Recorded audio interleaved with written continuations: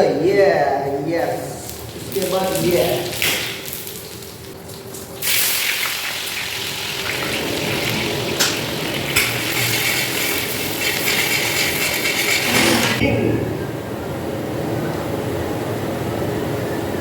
हींग डालने से क्या है, जो जिसका एसिडिटी का प्रॉब्लम है वो खत्म हो जाता है। बहुत अच्छा चीज है हींग डालने से।